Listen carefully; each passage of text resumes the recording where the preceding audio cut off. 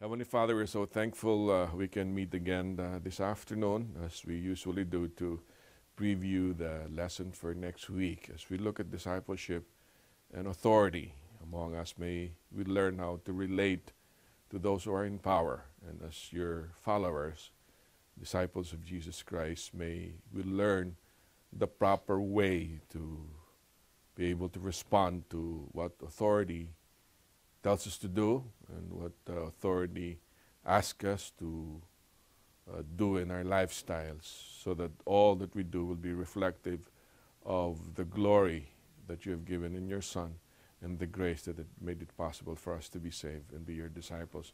Make us teachable. In Jesus' name I pray. Amen. Right, okay, so if there's one text in the Bible that explains our relationship to authority, that would be Romans 13. Okay, Romans 13 is a passage from the most popular and systematic epistles of Paul, the letter to the Romans. You will notice that Paul starts by talking about sin, right? Romans 1 to 3 talks about sin. Then he talks about salvation and justification in 4 to 6, okay? Then onwards, he talks about sanctification. Then after he talks about sanctification, he talks about practical things. And one of the practical things that he discusses with the church at Rome is how we should relate to governmental authorities, okay? Adrian was just quoting the death of two Chinese billionaires. Was it engineered by the government? Yeah. They were in custody. They were in custody. They had billions, but they wasn't able to protect them. The other big issue in China is the one-child policy, right? It's very. Oh, welcome. How is the fruit? Are they no longer forbidden? To disseminate that thing. Okay. The one-child policy doesn't allow you to have more than one kid, and preferably it's got to be a son. They don't want daughters in China. They had a coverage of this in MBI one afternoon. I think it was Janet Parshall in the market with Janet Parshall. Can you put yourselves in the shoes of the mothers in China who's pregnant and realizes that the kid in her tummy is a girl? You are required by the government to get rid of the kid. You're not only talking about abortion at will in America. This is government, not only sanctioned, government imposed abortion. And then if you have already a boy and you happen to have another kid, you're not supposed to have the kid. So how do you relate to governments like that?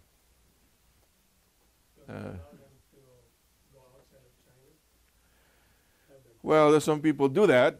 Technically, when you get out of the country, you are free from the laws of the country, but you cannot go back. Okay, and then that's why you ask for some asylum. Okay, let's stick in the plot. Let's go back to the 1940s when a guy who said, I would like to build a Reich that will last for 1,000 years. His name was Adolf Hitler, right? And in the process of building this government, he had one goal in mind, was to exterminate inferior races, to build the Superman, the Uberman. And turns out for them, the inferior race was the Jewish nation. So they engineered the genocide, the massacre of 6 million Jews. What do you do if you were part of the regime in Germany and you were a citizen and you're a believer in Jesus? How do you react to Hitler? Okay, stick in the plot. You're in Russia under the regime of Stalin, and they I think he relegated over 15 million Russians to Siberia. Yeah, it's a lot. It's a lot of. The numbers of Hitler is nothing, you know. It pales in comparison to what Stalin did. Did you see there was a coverage of Siberia by one of the Olympic announcers. She visited Siberia, Mary Turillo, I think, and the average temperature is 40 below. Okay, that's average. I mean, they don't go past zero there. Okay, that's you learn to live that way. That's why a lot of people were thrown to concentration camps in Siberia, and millions of people died because of the government regime. The Gulag. What will you do in that kind of a government? North Korea. You know what's going on? There was a point where cannibalism was rampant in North Korea because of what's going on. Okay, let's not go so far.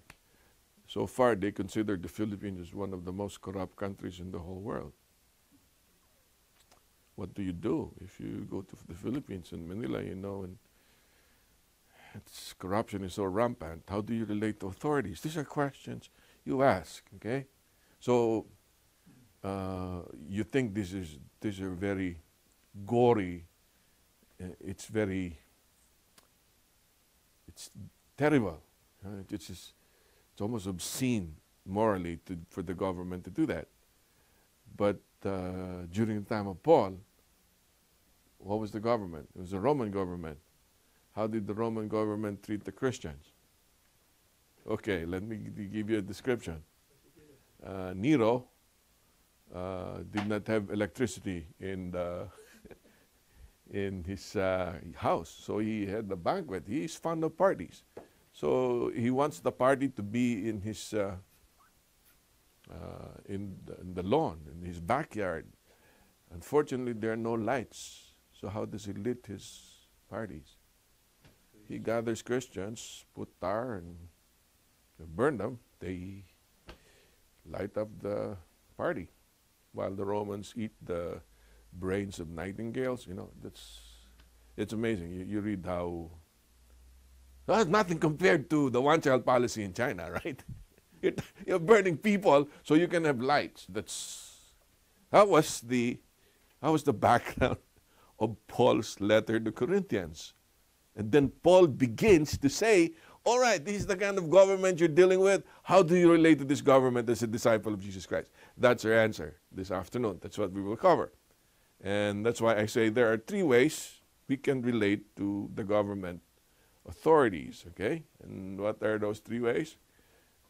In terms of recognition of their authority, in terms of respect for that authority, in terms of a responsibility towards that authority. And we will try to have the passage answer that question to us. So somebody read verses 1 to 3. Romans 13, 1 to 3. Let every soul be subject to the governing authorities, for there is no authority except from God, and the authorities that exist are appointed by God. Therefore, whoever resists the authority resists the ordinance of God, and those who resist will bring judgment on themselves. For rulers are not a terror to good works, but to evil. Do you want to be unafraid of the authority? Do what is good, and you will have praise from the same. Okay. There's one thing very clear that Paul is saying. Okay, you can have all your qualms against the Roman government as a disciple of Jesus Christ, but there's one thing you must realize. What does Paul say? Who gave government the authority? What does it say? So it is God-given. The authority of government is God-given. And since the authority of the government is God-given, what are we supposed to do? We must recognize that authority, that it wasn't asserted by mere human beings. It was granted and delegated by God to the government. Okay? Look at the passage some more. Because it's granted by God, what happens when you resist that authority? In verse 2, what did it say? What does it say?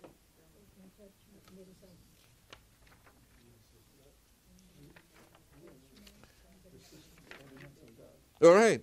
Okay. There's one thing I'd like to clarify here. Because the authority came from God and you resist the authority, in essence, you're resisting God, right? And there's a word that Jess mentioned. Jess mentioned ordinance, okay? The original word in ordinance doesn't talk about laws, okay? Ordinance here in this particular case talks about, the literal translation is a creation, okay? Basically, the ordinance is more of an institution rather than a law, okay? So when it says, therefore whoever resists authority resists the ordinance of God, authority and ordinance are parallel to each other. Okay, please follow me because this is very important. You are not, when you resist the law, when you disobey the law, you are not only resisting the law, you're actually resisting the authority. Do you get the difference? The difference is one is inanimate, the other is personal, right? So you are not only resisting the law of the land, you're actually resisting the authority behind the law of the land. Example. So I was in a hurry last night because we were late for Bible study. So I tried to maneuver my way southbound on County Line to hang a right on 55th. And I normally speed my way so that I can get, unfortunately on the other lane is a state trooper. Okay. So you have a state police coming here. What do? All of a sudden you drive slow. Okay. Why do you drive slow? All right, so let's focus on that for a while. It's very illustrative of what they're trying to say. What is the speed limit on 55th Avenue? 35, right? About 35. Okay, you guys know. Okay. So there is a rule in Chicago. Okay. The rule in Chicago is as long as you don't drive past 10 miles over the speed limit, you'll be okay. The cops will let you go. This is not true for other states. You go 5 miles in Florida, they're very strict there. In Chicago, they don't care. In fact, if you drive just right by the speed limit, the cops will honk their horn and say, hey, go to the right. You don't want to drive. You try driving in the Dan Ryan, the tri-state early in the morning. There's no way in the world they're driving 55 miles per hour. I mean, cops are driving like 70, 80. You just go with the traffic. That's the way, okay? So really, what I was doing was I was just trying to go with the traffic. I wasn't mindful of drive only within the limits of 35 miles per hour because I was thinking of the law that I can circumvent so I can get to my destination a lot quicker. What happened when I saw the state trooper? Why did I slow down? I did not slow down because of the law. I slowed down because I recognized that there was a state trooper right by me. That's what it means not to resist the ordinance. You are not resisting the ordinance per se, the law, but you're resisting the authority behind that law. Okay? Let's apply this. Is the authority of the government inherent in the government? Read the passage again. Verse 1. Here's one thing you got to recognize. This is very important. Okay, in other words, not because I'm a government, I can assert my authority. Paul says, even if you're a government, you don't have authority on your own. It is only granted by God to you. Okay, which is very important. There are two kinds of authority in the Bible. One authority is what we call direct authority, and the other authority is delegated authority. When we say direct authority, who's got direct authority? God has direct authority because He's the ultimate authority. When it says delegated authority, that authority is not inherent on the individual or the institution. That authority is only granted by the one with direct authority.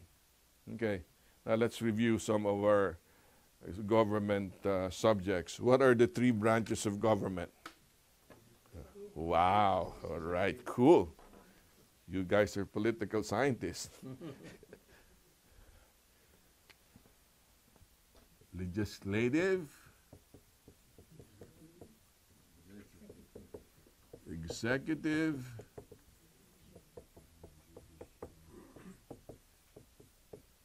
judicial. I was reading yesterday, and I know you guys will be asking this question. The question I have is,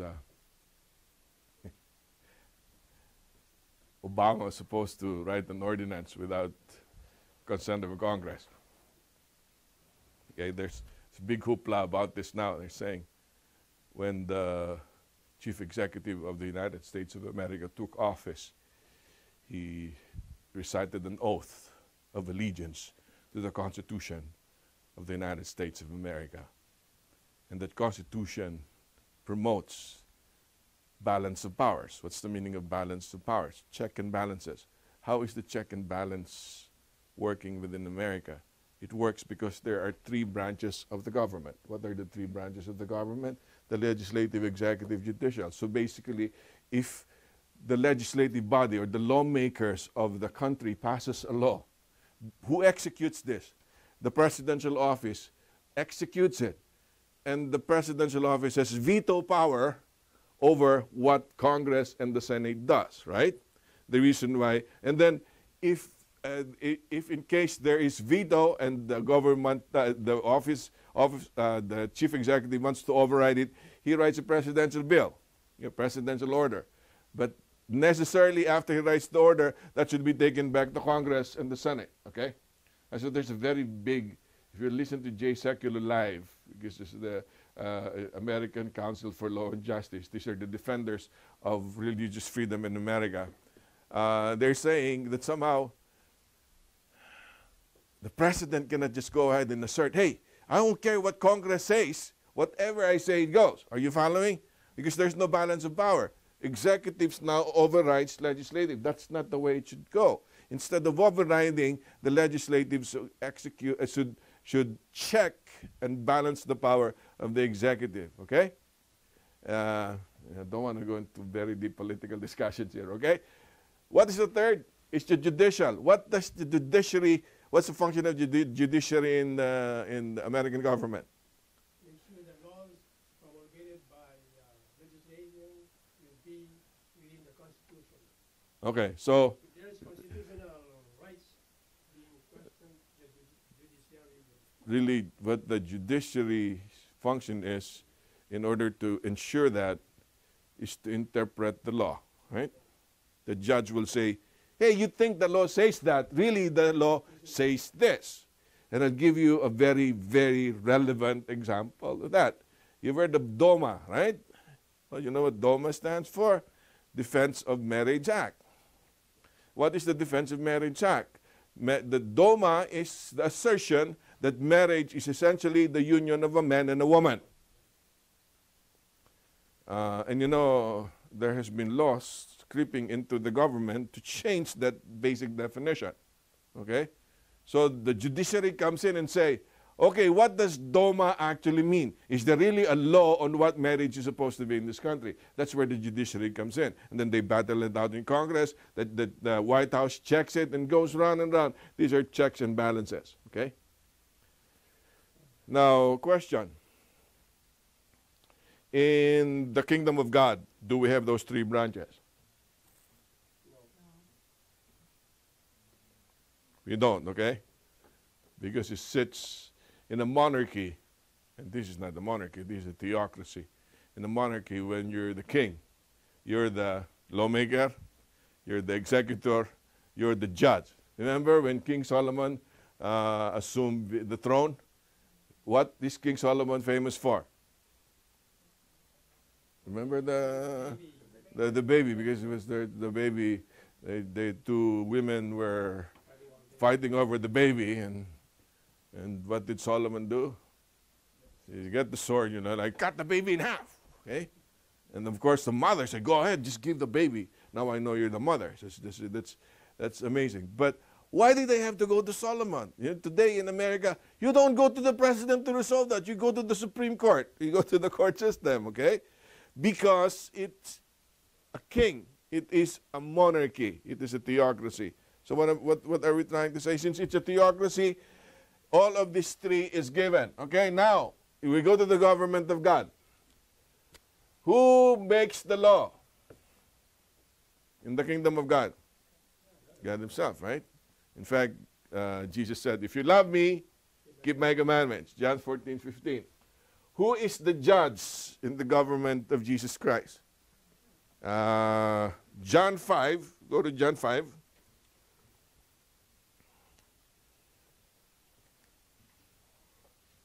Verse 22.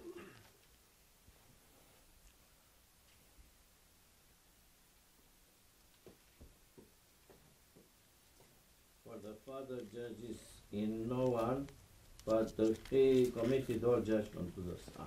Oh, okay. Who's the judge? Jesus is the judge. And then you go to who executes.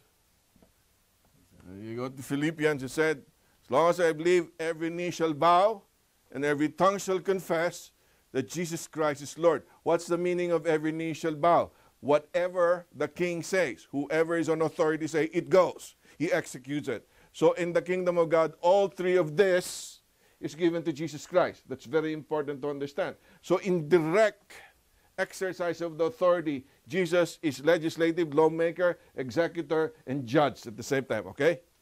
That's the direct.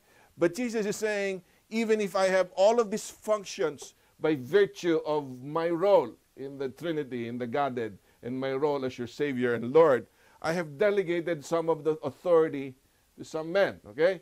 And I'd like to make sure that's clear. How did he delegate it? He delegated it two ways.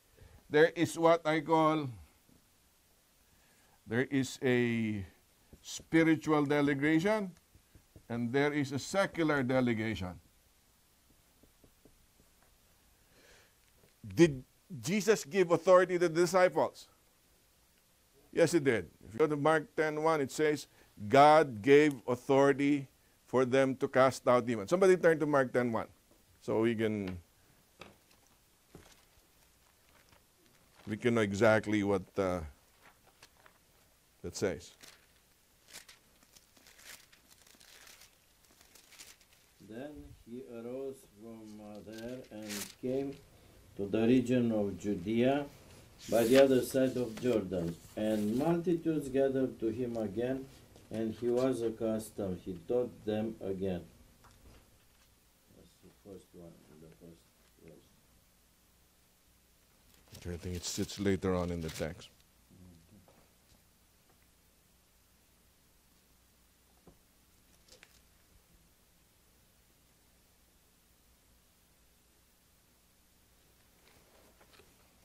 Go back to Romans 13:1, and we'll go back to. I have the text here, the first part of Romans 13:1.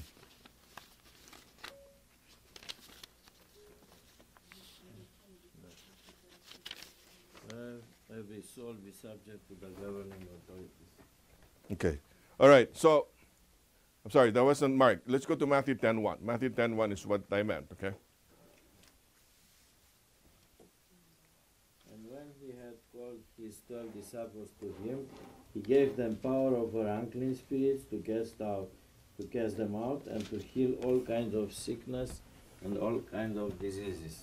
Okay, anybody has another translation? Because it says uses power here. There's another translation. What? Okay, that's the King James. He gave them authority. So spiritually, he gave authority to his disciples. Okay, and this is Matthew 10:1. Now this is Romans 13:1. He gives who? Authority. He gives the government an authority. Okay? So I hope you see the outline. Here's the structure. In Jesus, you got direct authority because He's God. Okay, the fact that He is God, He is authoritative when it comes to lawmaking and execution of the will and the law of God and judge. Okay, but being the ultimate authority, Jesus decided to delegate His authority. How does He delegate it? He delegates it in two ways. First, He delegates it to His disciples. Okay, to have authority over diseases, over demons. You know, you can read that as their disciples. In the same token, He also delegates it to government to promote order in society. Okay? One thing is very clear. When Jesus delegated authority to His disciples, He delegated authority to His disciples over diseases and over demons. Jesus did not delegate authority to His disciples over people. Did you get that? It's very important, because if you think that Jesus delegated authority to you so you can lord it over people, you have missed the teaching of Jesus Christ. Because Jesus is saying, in order to be great in my kingdom, you're not supposed to lord it over your fellow men like the Gentiles do. But whoever should be great in my kingdom is what? Is supposed to serve. That's why we have this concept of servant leadership. If you have authority as a disciple of Jesus Christ, that was given to you not to lord it over other people, other members of Christ's body, but to lord it over to the afflictions and the trials of the co-members, to help your fellow members. How do you help them? By serving them. And leadership, authoritative leadership in the church, is not by trying to assert your dominance over other people. Rather, it is asserting your dominance over trials and afflictions and problems of your fellow members by serving them. It is servant leadership. Okay? That's important. Now, when it comes to secular government, God also delegated authority. What is the purpose of delegating the authority to the secular governments? Let's go back to Romans 13. Verse 3. We read this already. For rulers are not a terror to good works, but to evil. Do you want to be unafraid of the authority? Do what is good, and you will have praise from the same. What is he saying here? If God does not institute and ordain government, what will happen to society? There will be chaos, and we will destroy ourselves. A government will not last. I don't know what's happening to Ukraine right now. Last I heard, after Ukraine medaled in Sochi, there's a civil war going on. I think the rebels took over the palace of the president in Ukraine, and they wouldn't let go until a new president is installed. That's what I read, okay? And that's how, can you imagine? That's why, in case of an emergency, most constitutions says the executive power has the right to declare martial law. Why do you declare martial law? All right. Okay.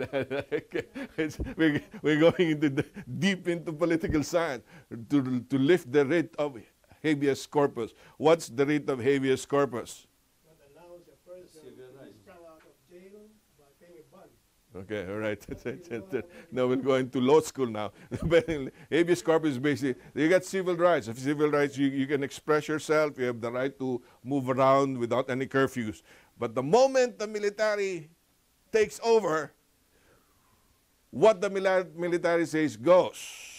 You have to follow them, because if you don't follow the military, what happens to you? Well, you get incarcerated. I can remember when martial law was declared in the Philippines. There were a bunch of students who were picked to visit the president in Malacanang. God blessed me to be one of the students in their school to go to Malacanang.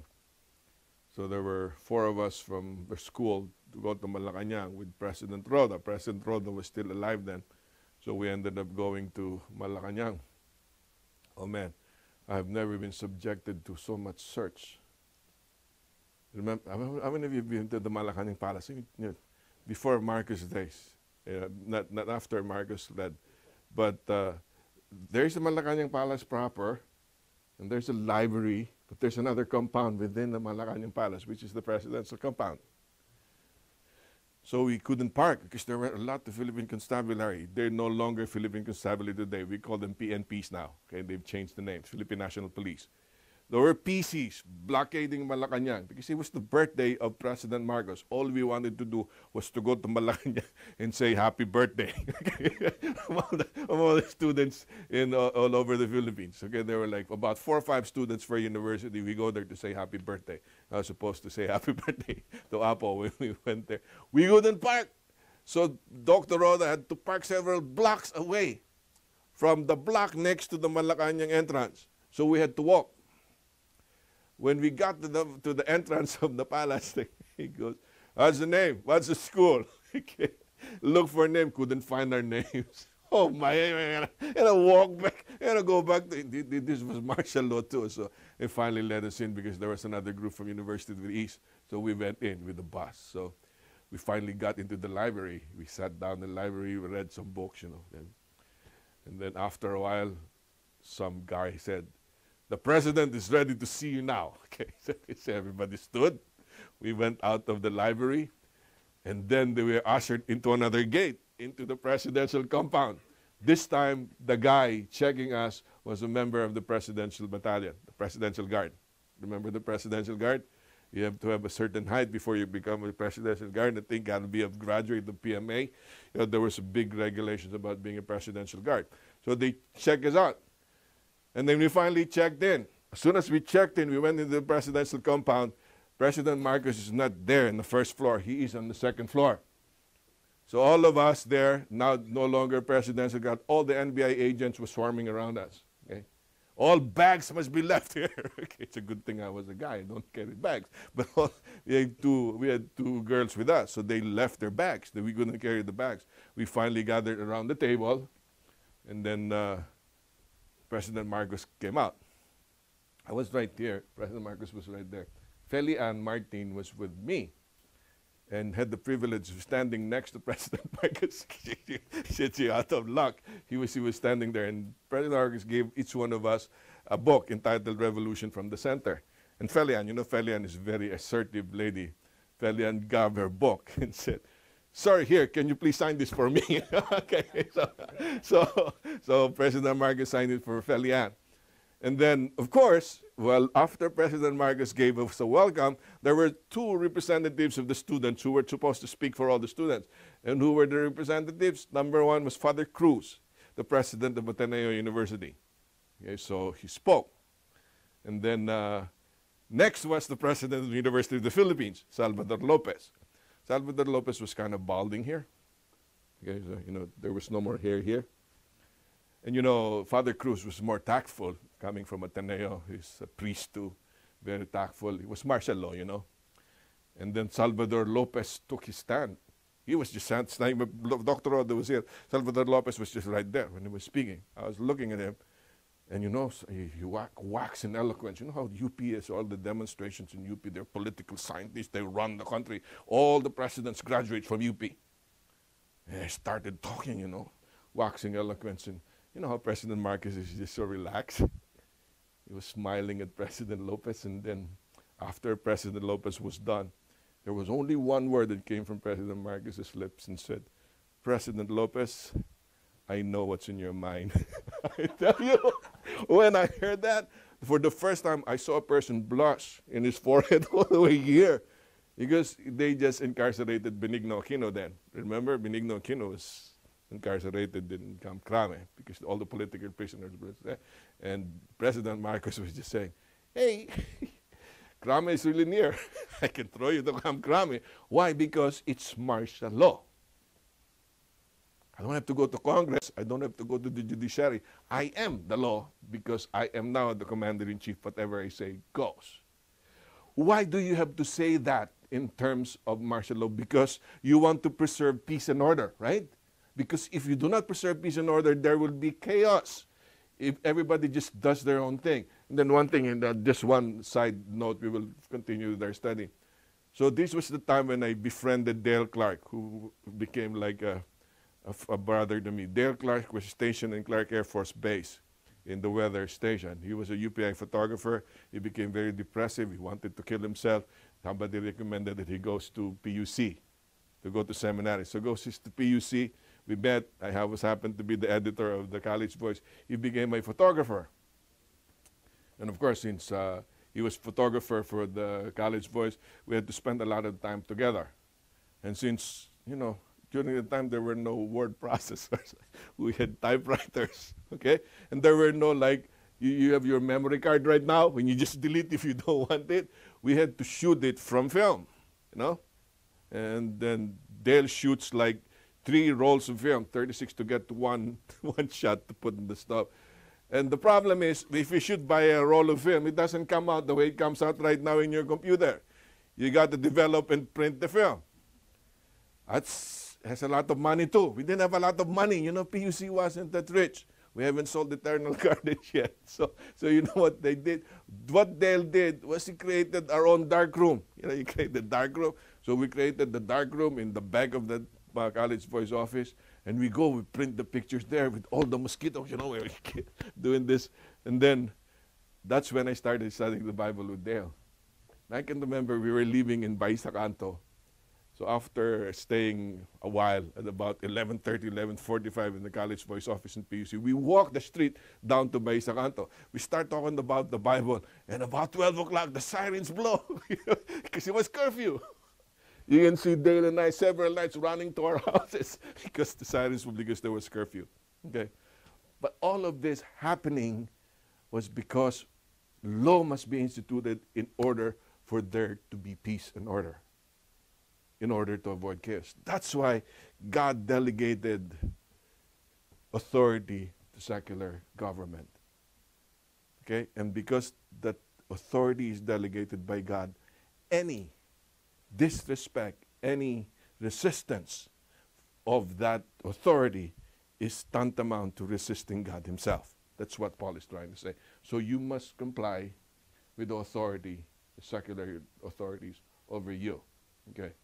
By the way, I got to touch on this too. Do we have religious authorities over us? Hello. Okay. It's very important, okay? I hope you process this because this will be interesting discussion in your classes this coming Sabbath. When Elder Pichette comes, the president of the Illinois Conference, does he have authority over us?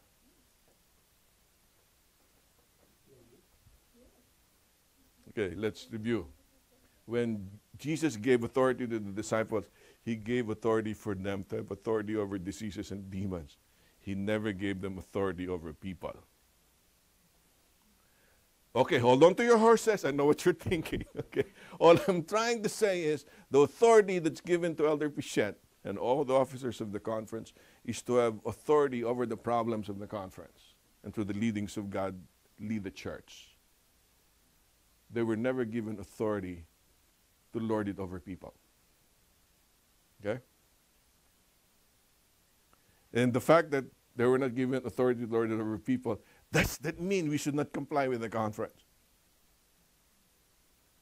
No. Okay? Here's where the ordinance comes in, and Jess wrote this.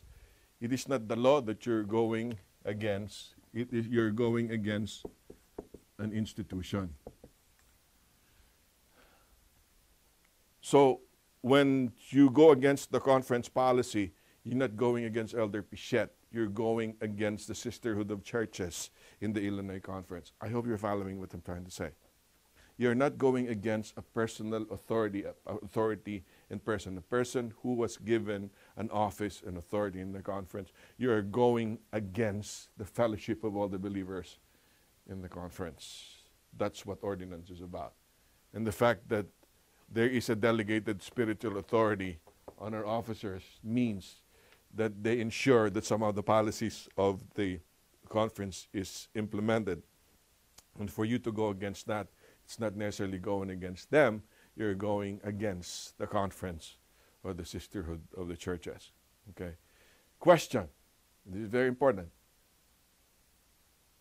When you become part of the church, you become part of the body of Jesus, right? Is there accountability within the body? Should there be accountability within the body? Yes. I mean, look at your families. You stay in the same house. You got kids in the same house.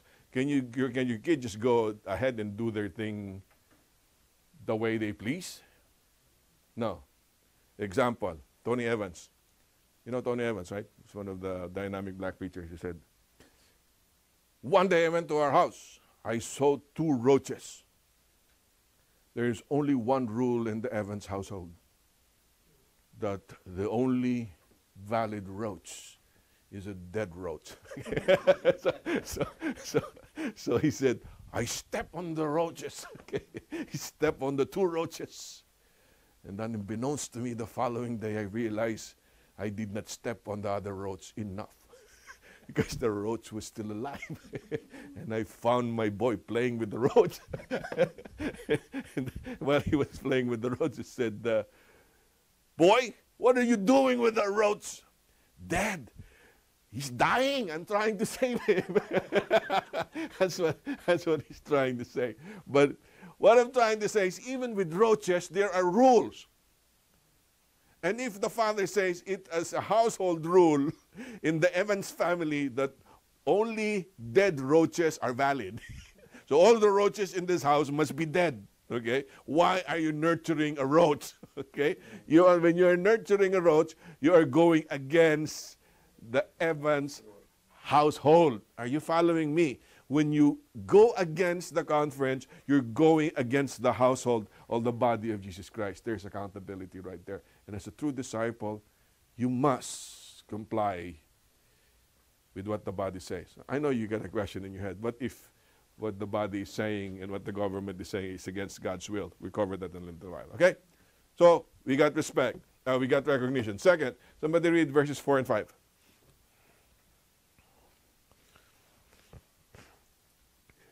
For he is God's minister to you for good. But if you do evil, be afraid, for does not bear the sword in vain. For he is God's minister, an avenger to execute wrath on him who practices evil. Therefore, you must be subject not only because of wrath, but also for the conscience sake. Okay. You must respect the authority. How do you respect the authority? You got to obey. You got to submit. Because if you don't, there are 2 consequences. What are the 2 consequences? Look at the text. If you do evil, what do? You will be afraid. Why? Because every time you do evil, what happens? There's a consequence. And it is very harsh. Some of the phrases is execute wrath is what you read here. Basically, it's saying whenever you violate a law, what happens? What happens? What do you call somebody who violates the law? Okay. Yeah, there'll be a penalty that will be exacted to you. Okay. So the first thing is, if you do not respect authority, because that's God ordained, you will have a consequence. You will be punished for your disobedience. Okay. Secondly, what happens to your conscience? It becomes a baggage in your conscience when you disobey the law. All right. I don't know what traffic violation I shared with you. Okay.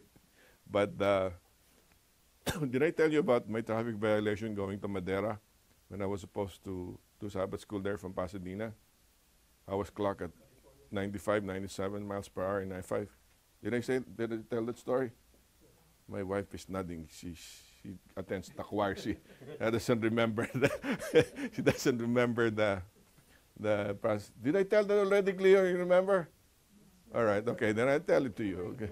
I remind you. Okay. So my friend calls me. Kuya Bing, would you be kind enough? You know, I was supposed to speak in Madera that morning. Would you be kind enough to handle the lesson study as well? Oh, no problem. I'll be there. There was only one problem. We left Pasadena at about 6:30 in the morning. We were supposed to drive to Madera. What time does Sabbath school start? 9:30. Okay. There was about 240 miles from Pasadena to Madera. There was no way in the world I can make it at 9:30 from 6:30. It's only 3 hours. I got to make up for an hour. So how do I do it? If I average 70 to 75 miles per hour, I can make it, okay? All right, you know me, I got good religious reason to do this. So I hop on the Ventura freeway. As soon as you hit the Ventura freeway, you hit I-5. As soon as you hit I-5, you go up north. You can go to San Francisco, to Madera. I hit I-5. I-5 is only 55 miles per hour. Well, really, nobody follows that. You got this 12-lane traffic in I-5, You got California freeways are really, really wide. I started following the traffic. I'm a very conscientious driver, so I followed the traffic. The traffic was going like 75, 80. Okay, cool, I said. But I said, if I follow this traffic, as soon as I get done with I-5, I will start to drive during townships. And will be forced to slow down to about 40, 50 miles per hour. I'm going to lose time again. Okay, so I got to gain some time. So you know what I did? I followed the traffic from one lane to the other. Okay, so I was going like this. Some goes up to 85, some goes up to 95, go like this. I want to look for those driving at 90 and over. I was driving at 90, and then, of course, Eden was saying, slow down, slow down, slow down. And Jamie was saying the same thing. Jamie was with us. And then finally, I started slowing down. And then Eden was saying, what are you doing? Why are you slowing down? Unbeknownst to her, I saw a very funny car behind me with blinking light. So I got pulled over by the cop. So we went to the shoulder of I-5. And the cop went to the other side, get hit here. Rolled down the window. And of course, Eden and Jamie, they were already smirking. They were laughing, I was in hot seat. That was not only over speeding, that was reckless driving. At 97, if they've never do what I did, okay? So the cop goes, sir, we're in a hurry today, aren't we? Where are we going? And I told the cop, officer, I'm going to Madeira. I'm supposed to preach there today. Oh, preach there, huh? What will you tell your congregation? that a nice California cop let you off? And the guy goes, doing 97 is much too fast in I-5. We only do 55 miles per hour. Yeah, right? I got wrong answer. I didn't say that, okay? If I say that, I would have been in trouble. Okay, license, please. So I gave my license to him.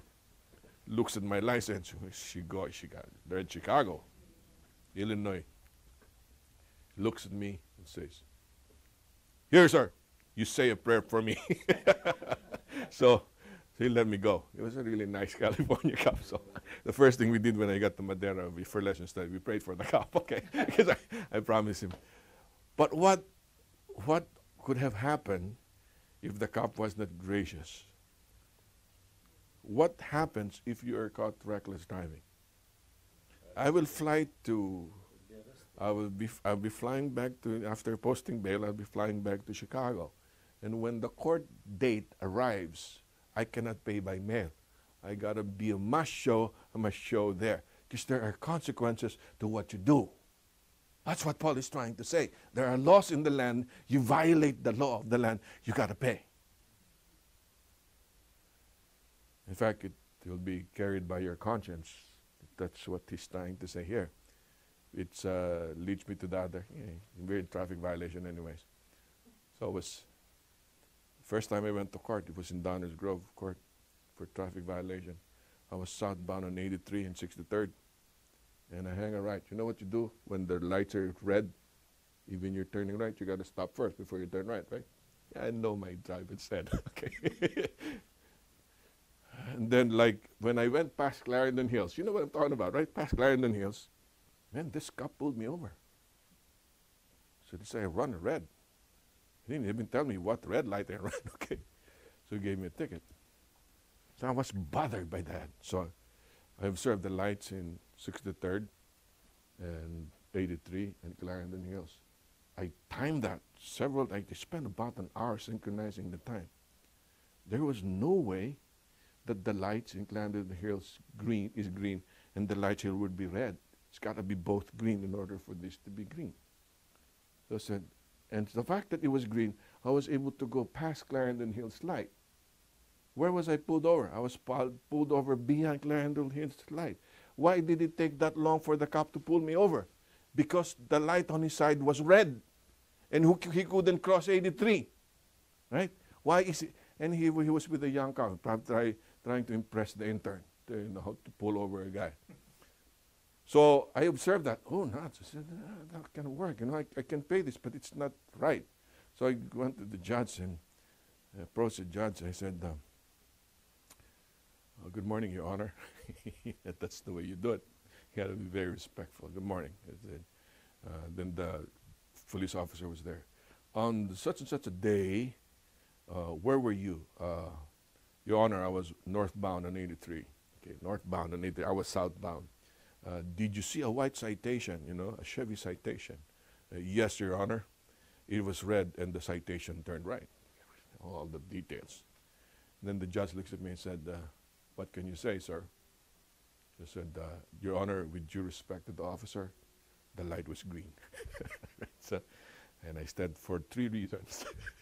Talk about the synchronization of the light, talk about the late, ticket that he gave me, and there was I cannot remember the third one. After I enumerated the whole thing, the judge looks at me and said, here, I give you the benefit of the doubt. So I went scot-free. We were about to go to Madera for a week of prayer then, okay? We were leaving. When I got to the parking lot, there was a parking ticket on the wiper. You're not supposed to back up in the parking. You should only pull in forward. So I got the traffic ticket after I got off. And then the cop told me, it's a moving violation, just pay for it. So I paid for it anyways. What am I trying to say? When you violate something, you got to pay the penalty. That's what it's saying.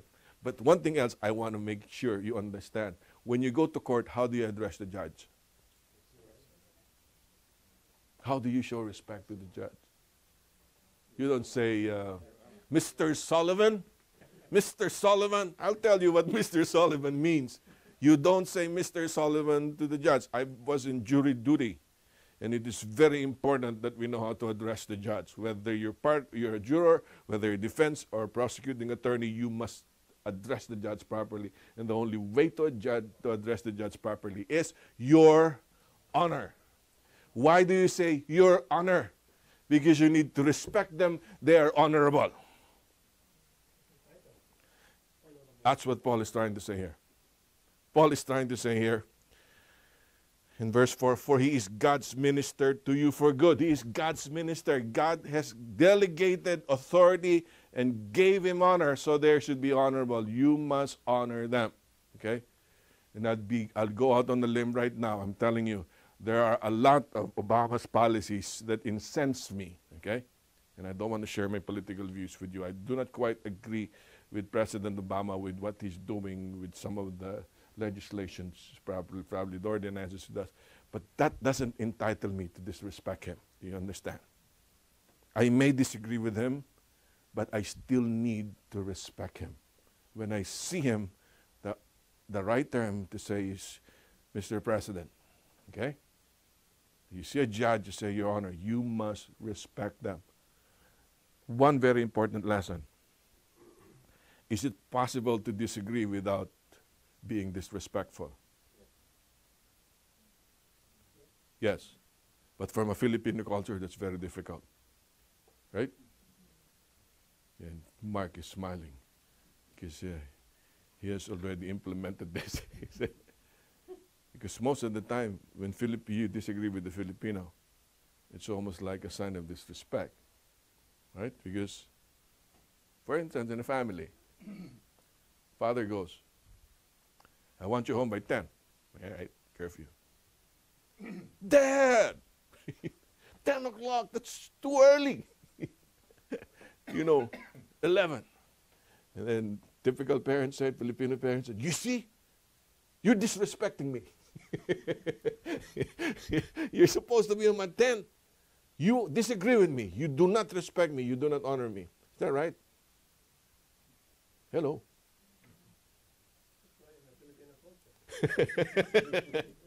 If you were the girl, what will you tell your dad or your mom?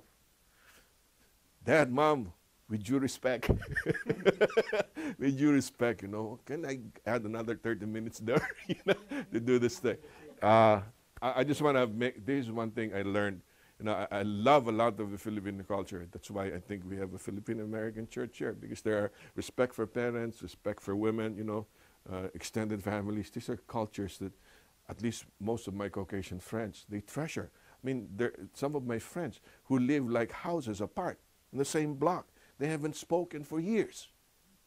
They're brothers. They haven't spoken for years. And yet Filipinos, when somebody gets sick in Hinsdale, you know there's a Filipino there. How do you know? You go to the lobby. There's a ton of Filipinos because they're visiting somebody who's sick because of the extended families, and they treasure that. But at the same token, I also learned some culture in the Western Hemisphere. And what I learned here is there's a possibility for you to disagree without being disrespectful. It's very difficult to do that within an American setting. And like I said, I always say this, the only way I learned about that was when I sat down in the meeting, when I first became a member of the board in Hinsdale. Those Americans can rip their head apart disagreeing, and after the committee meeting, they will play golf. You know what I mean? For them, it's nothing. We're just processing the issue. It's funny. I learned this when Peter was still here in the board. When everybody agrees in the board, Peter goes, and when Kajari was still alive, he said, there's something wrong. Why did everybody say yes? Somebody must say no, because if there's no dissenting opinion, we have not processed it properly, which is really cool. If it's very healthy, I think that we should learn that. So what I'm trying to say is, it's possible for you to disagree with the government, but you do not disrespect the government. You must honor those who are in authority. Okay? And lastly, 6 to 7. Now this will be very touchy again. Somebody read verses 6 to 7. Because of this, you also pay taxes, for they are God's ministers, attending continually to the very thing. Render therefore to all their due, taxes to whom taxes are due, customs to whom customs, fear to whom fear, honor to whom honor. Okay. So what do? All right. Responsibility is to support them. You must learn to pay your taxes. There is quite a movement in America not to pay income taxes. I don't know if you're following that. They give you enough reasons, historically and politically, for you not to pay income taxes. But as part of the government, why do you need to pay taxes? Okay. All right. But does the law make sense that you pay taxes? Yeah, because you have to support the government. Okay, give me a practical example. When you drive tonight, or you drive this afternoon, you go home, you might destroy your car. Because there's a lot of potholes left and right because of what has happened this winter. It was a really bad winter. And they're saying, in Chicago, if you live in Chicago right now, the garages in Chicago are having 50 cars fixed every week because of potholes. What do your taxes do? They use... Homeowners should go file a claim. Yeah, you can file a claim, but it takes time for the city to pay you. Yes, all right, okay. Okay, all right, so then you went to the red tape there, okay? Before you go to the red tape. The reason why you pay your taxes is the government needs money to maintain the infrastructure of the government, right? Just one note here. Got a friend. This is the son of Lourdes. Is one of very few who's got a doctorate in business management. Okay, he's an executive in Union Bank in Manila. He didn't quite like the installation of Noynoy Aquino as the president of the Philippines because he had a different candidate. Okay, so he said, I think this guy could have done better, than Noynoy. What was the first objective of Noynoy in the first years of his presidency? He took out corruption. He started cleaning up government, right? Remember the Justice Corona and that kind of stuff? And the problem is the Filipino people are not aware of what's going on if you get rid of the graft and corruption because they don't see anything. What do they see? They see highways, they see bridges, right? If I don't see highways and I don't see jobs and I don't see bridges, the president isn't doing anything. And yet behind the Noynoy's head, he said, if I clean up the government, there will be less graft and corruption, there will be more money for infrastructures. And that makes sense, right? But you don't see it right away. Sure enough, after about 2 years of cleaning up, all of a sudden there are roads, there are projects, unlimited projects going on in the Philippines. And Rob will be the first one to say, now I understand what Noynoy did. He got rid of graft and corruption. Now the government is really going. What does that say?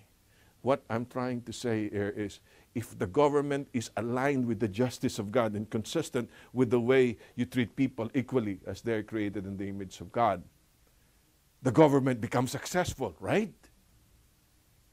Now the question is, what if the government is not aligned to the principles of God? What are you supposed to do? Are you supposed to pay your taxes?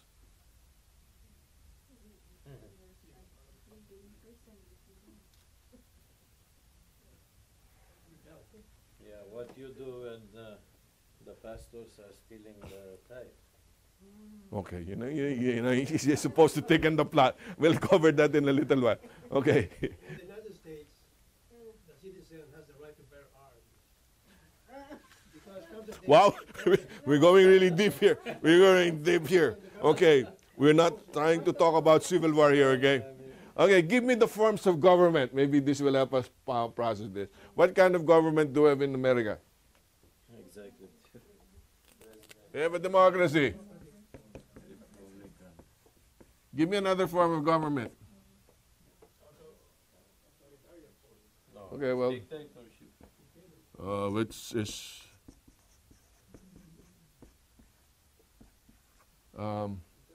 which is communism a dictatorship? Not necessarily. Socialist, not necessarily. Like Micha is saying, in China, everybody must have a mode of transportation. That's why they give every Chinese a bicycle. But then people ask the question, why? Because we give everybody's equal in China, so everybody must have a mode of transportation. Everybody's a bicycle. How come some people have BMWs and Mercedes-Benz? Oh, because everybody's equal in China, but some people are more equal than others. that's what they're saying. That's really funny. But that's really what they're saying. Communism supposedly in socialism distributes the property. Is that really possible? The classless society, that has never happened. What's another form of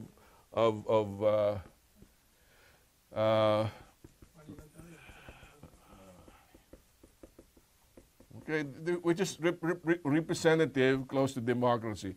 There's another form of government called oligarchy. What's oligarchy?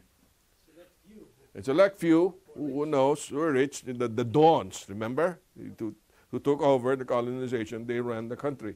And there's another form of government called a monarchy. Why is it called monarchy?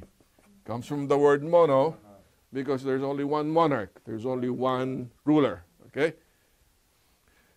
Does the passage say, pick the form of government and then be responsible and pay the taxes for the government? No, it does not. It's saying, regardless of what government you're in, you must support the government. Now we thicken the plot. What kind of government form do we have as an Adventist denomination?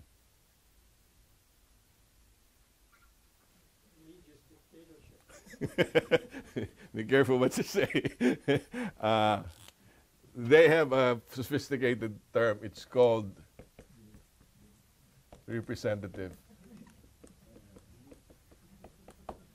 It's a representative form of government. Why is it representative? We don't do our elections to popular elections. We have a nominating committee. Okay, the nominating committee pick the presidents of the general conference, the union, the local conference, and then after they pick the officers, it's thrown back to the constituency, and we vote. We make the final say, but not everybody votes. Same holds true for the election in America, right? It's not through popular election, it's through the electoral college. Okay, that's what we're trying to say. So you can actually win the popular votes and still lose the election, okay? Because you win more electoral votes. So those are the things that we're talking about, because I just want to address what Adriana is asking. Since we have a representative form of government within the Adventist Church, no, congregational is different in the sense that the congregation is autonomous. Oh my, there's so many ideas floating in it. I'll just try to filter this. This is one of the biggest arguments against planting churches within the denominational structure. Let me tell you why that is. It is very difficult to plant a church in the Adventist denominational structure, because when you give your tithes in the denominational structure, where does the tithe go? If you're congregationalist, the tithe goes directly to the congregation, nowhere else. That's why You see the Calvary Temple movement. You know, there's Calvary Temple in Naperville. You see the Harvest Bible Fellowship by Jim McDonald in Rolling Meadows. These people have campuses. They call it campuses. In other words, they have a big church here. It's so big, they spread out. There's another church called Harvest Bible Fellowship, okay, in Naperville. Harvest Bible Fellowship in Bakersfield. They spread across. Why? Where does the money go? It goes to the local congregation, and they spend it here. Within the Adventist church, what happens to our tithe? There's the conference has a part, the union has a part, the general conference is a part, because we believe in supporting a worldwide organization. It just doesn't go here, okay? So you gotta understand, when you turn in your money for tithe every week, you do not give the money to the local church. Most of the money that you give goes to the worldwide church. What goes to the local church? It's what we call the combined budget, or the local budget, which happens to be $24,000 in deficit today. You've heard about that, hopefully because of the giving today that has improved. So tell me, why is it very difficult to plant a church within the Adventist denomination in North America? Do you see why it makes it difficult? Because when you plant a church, it is important for you to understand that you're not really a church until you have a church building, right? That's why we planted the Chicago Fil-Am Church.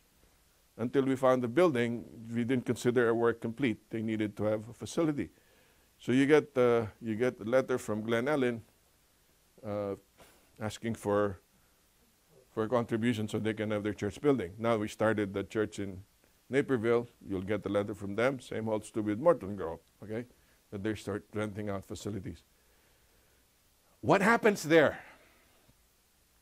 The reason why it's very difficult to do planting, practically speaking, it's very difficult to plant a physical church within North America is because the money doesn't go back to the congregation. We're not congregationalists, we're representative. There's advantages and disadvantages of that. George Knight made the suggestion to streamline all those overheads. Top of it, I don't know, he said, we will need more funerals for that to happen, okay? Funerals means that the leaders got to die, they got to think, you know. But you know what's going to happen if all the tithes of Hinsdale Fil-Am just goes to Fil-Am? A lot of the churches in Illinois will die. Because we give to support the entire work in the conference, because of Hinsdale Fil-Am Church, a lot of those smaller districts are able to survive. And we'd much rather have that rather than just have a very big church. Okay, so now if you're in China, you're in the Middle East or Indonesia, it's a lot more practical because when they build churches there, they do not build church buildings. Where do they meet? They meet underground, and they have what they call house churches. And if house churches is prevalent, it's so easy to build a church because you don't have the overhead of having a building facility. Okay? I'm just trying to say that because of the form of government, there is an effect on some of the projects that you do for the kingdom. Okay? Now, the question I have is what Adrian is saying. What happens when you give your money to the church with that representative form and some of the people in the hierarchy abuses the money?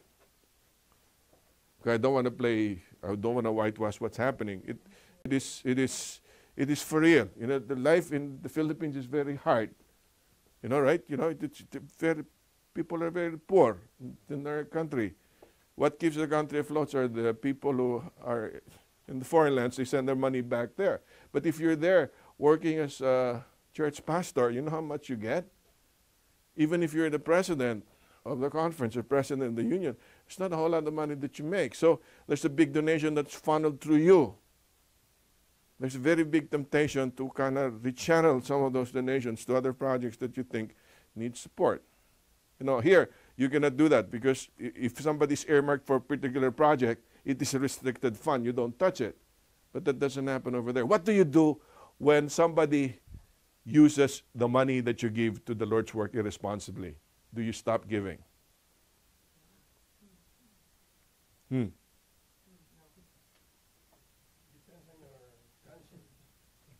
Okay. Don't conscience me. In Filipino, it's say, wag mo akong say. Okay. Adrian, you answer your own question. You asked that question. When that happens, what do you do? Do you still give? Is that reason enough for you not to give anymore? Yeah, it's our responsibility to give.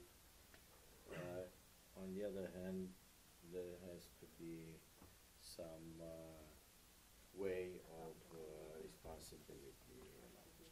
That's why they have some organism in the church.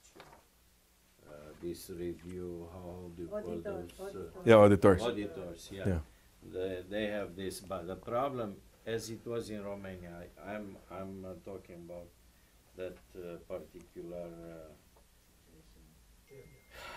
Conference. condition, let's say. Because, see, the problem was we were giving the tithe would go in the bank. The government doesn't allow you to use the money in the bank if they are not budgeted. So you have to preview everything, you have to budget and get permission from the government to use your own money. And because of that, we were doing a parallel tithing, let's say. We were accumulating the tithe and were given to the pastors for specific projects. Wherever was a construction of a building or another, printing illegally some books or something, we were funding that. That was our way of, unfortunately, because of the lack of consciousness, some pastors were grabbing the tithe for their own benefits. They were buying cars, they were buying homes, and some people were mushrooming overnight, using these funds which were sent for other projects. And that was my problem, and Okay. we were trying to avoid that, and we were using pastors which were verified, and we were channelizing the funds through these people. So I used to think this, maybe I can tolerate this happening in business because that's human nature. I can tolerate this happening in government because that's a secular environment. But it's very difficult to swallow this when it happens within the Church of God. You got ordained ministers who just handles money irresponsibly, okay? What should we do? Is there a biblical example, a biblical guide that will tell us what to do? If that happens, do you still give? I don't want to, I'll cut to the chase. Who was the treasurer among the disciples? What was he used to doing? He pilfers the money. Remember that one outstanding experience in Jesus' life when his feet was anointed by Mary? When he poured the alabaster box. How much was the alabaster box that was broken? 1 year's salary. What did Judas said? What a waste. Why did you waste all this money when in fact you could have sold it so that you can give it to the poor? It's equivalent to 1 year's wage. What is the commentary of the gospel? He said it not because he wanted to give it to the poor, but he actually dipped his money into the funds to get some money from the funds. Did Jesus know that? But did Jesus still support? Did Jesus know how much corruption was there in the sanctuary system?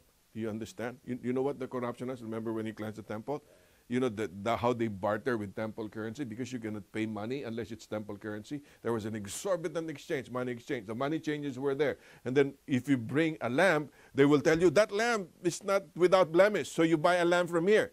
They exact a very big price and they change the money. They make a lot of money and they actually fleece the people. Did Jesus know that? He knew about that. But did Jesus still support the temple?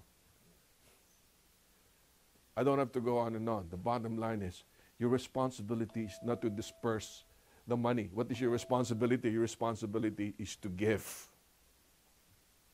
So here's my point, Adrian, okay? I give my money. It's not my responsibility how it's dispersed. If it's dispersed irresponsibly, the guy who dispersed it will be accountable to God, not me. Okay? Okay, the question is, does that mean we should not help them become accountable? There's got to be a balance. That doesn't mean you give blindly. You must be able to promote responsibility and accountability. I'll give you an example yesterday. How many of you have seen people wearing that carton around your stuff? He said, work for money. Did you see that? You drive by that thing, work for money. Homeless, work for money. What do you do when you see those people? wish it's green. So I just go past them. So we were driving yesterday, and we finally got to see this one guy. He'd work for food. So he then goes, give him some peanuts. So it's some food in the car. You got the food and gave the guy to the man. And I'm telling you, if this happens to you in Manila, you're better off giving people food. You know why? Because one night on our way, we were in Harrison Plaza. You know Harrison Plaza? Just a block away from Mamsi. Harrison Plaza is one of the malls. We were just getting off so we can drive back to where we were staying. Man, there was a long lines of beggars reporting to guys in suits. Ini-entrega yung mga pera na nakolekta. This is a syndicate running the whole thing. I mean, it was right in the back of Harrison Plaza. So what do? You don't perpetrate that. The way you help it is you give people food, somebody that they don't need. You got to find creative ways. The same also with Typhoon Haiyan. That's why when I came back, I saw how it was corrupted. There was a big temptation. What you want to do is be able to give to people who will actually be there, who can give the money. And if you become more conscientious, that's a lot. It will be more productive that way. But that doesn't mean you are given any reason not to be responsible in supporting the authority. Okay? One final question, which is very important. What happens if the government issues a law that's contrary to the law of God? What do you do? Acts 5. Please don't forget this text. This is very important. Things like Acts 5:27 to Acts 5:27 to 29. Somebody read it. And when they had brought them, they set them before the council, and the high priest asked them, saying, Did you not strictly command you not to teach in his name? And look, you have filled Jerusalem with your doctrine and intend to bring this man's blood on us. But Peter and the other apostles answered and said, We ought to obey God rather than man. Wow, that's heavy. Okay, please. Got to understand this text in context. What does that mean? Somebody asks you, hey, it's closing on April 15th. That's a deadline for filing taxes. Have you filed your tax yet? And a member of the church says, no, I did not, because I'd much rather obey God than man. That text is not given for you to abandon your responsibility towards the state. That text is saying, after you have complied with all of these counsels, then and only then can you say, if it's against God's will, I cannot do it. Are you following? Peter and Paul were complying to the Roman government. Even Jesus himself, right, was complying. He gave render unto Caesar the things that are Caesar's, and to God the things that are God. But when it comes to a conflict between God's will, and it will happen, it will come to a head one of these days. We are living in the last days. And then once the one world government is pronounced and we become one world government, one of the sanctions will be economic sanctions. Somebody asked about Acts 2. Why in the world did the early church sold all they had and distributed among each other? Why? Because they were under persecution. Right? The only way they can survive is to support each other. And that's what's going to happen here. One of these days, there will be so much oppression within the government because of your religious beliefs. And because you have your religious beliefs, what happens then? You must stand for God. Example, there was this one cake maker. I told you this, but I'm going to repeat it because this is so relevant. This one wedding cake maker was one of the favorites. You know why? Because when he makes a cake, he makes sure that he gets to know the couple that's going to get married, right? Because the moment he knows the wedding couple, he will now be able to relate to their lives. And once he knows the background of the couple, he bakes the cake according to the background of their lives. That's how personal he was. So a lot of people ordered cake from him for every wedding until one day there was a gay couple who approached him and asked for him to bake a cake for their wedding. And he refused. He was sued. You've heard about Hobby Lobby, right? That's Hobby Lobbies, and and you've heard about Chick-fil-A. You're an owner of an apartment complex. You open up your apartment to everybody, and then one day somebody checks in. They're gay, homosexuals, who wants to stay in your apartment. You say no, you say yes. Some people said, cannot, no can do, because I'll be party towards a moral violation of my value system. What would you do if you were taken into those circumstances? That's where Acts. I mean, you know, it's a perfect way to pour cold water on the whole thing. Okay. Yeah, okay. Okay, and then they say, oh, Christians, they just don't give them more money, they'll be okay. I'll end with this. Angela, what's that? Andres Soniki? I forgot. You'll see her in Facebook. She was supposed to take the board exams, medical boards, in August last year. But it fell on a Saturday in the Philippines. She's a graduate of UP Manila. Her mom is a doctor in Mamsi. She's an Adventist. So she didn't take the exam.